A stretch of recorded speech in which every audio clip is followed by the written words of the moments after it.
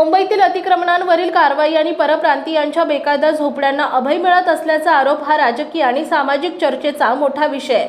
अतिक्रमणांवर कारवाई उच्च न्यायालयाने मुंबई महानगरपालिकेला अतिक्रमणांबाबत फटकारलाय आणि मुंबई अतिक्रमणकर्त्यांच्या हवाली करणार का असा कडक प्रश्न विचारलाय। अलीकडेच मानखुर्द देवनार भागात नेत्रम पोर्टलचा वापर करून सुमारे 1200हून अधिक बेकायदा झोपड्या हटवण्यात आल्यात। मालाडच्या मालवणी, मानखुर्द, कुर्ला आणि दादर या भागात मोठ्या प्रमाणावर अनधिकृत बांधकामे वाढल्याचा अहवाल आहे, जिथे बाहेरून आलेल्या लोकांची संख्या जास्त असल्याचा आरोप राजकीय नेत्यांकडून केला जातो। मालवणी भागात 2019 ते 2024 या काळात मतदारांची संख्या 20% वाढली आहे, ज्याकडे बेकायदा स्थलांतर म्हणून पाहिलं जातं। शिवसेना उभाटा गटानं आरोप केलाय की शिंदे सरकार मराठी माणसांना मुंबईतून बाहेर काढण्याचा आणि परप्रांतीयांना अभय देण्याचा प्रयत्न करत आहे, जेणेकरून मुंबईतून मराठी माणसांचं अस्तित्व कमी व्हावं। याउलट राज्य सरकारचा दावा आहे की त्यांनी बांगलादेशी घुसखोरांवर कारवाई केली असून 2025 मध्ये सुमारे 2376 घुसखोरांना हद्दपार केलाय।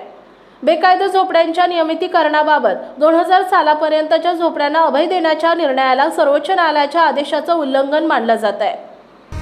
पोलीस प्रोटेक्शन असेल किंवा सगळ्यांचे आभार मानतो। आणि आज मला म्हणजे बळजबरीने घराच्या बाहेर काढलेलं आहे। शेजारी घरामध्ये सगळं मटेरियल तसंच आहे।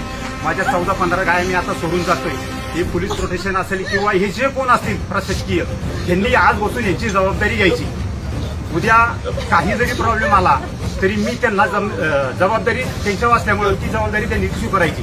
मी इथून आता कुठलं सामान येणार नाही, काय नाही। मी आता हाय असं घर सोडून चाललोय। जबरदस्ती केल्यामुळं मला कुठलाही पर्याय राहिलेला नाहीये। मी आता चाललोय। लोक कशी पूर्वीची जी मन होती की बाबा आम्ही काय खिंडी खाली जायचं का, तर आता आम्ही आता या खिंडीच्या दिशेने आता रवाना होतोय। तर सगळ्यांना बाय बाय, टाटा।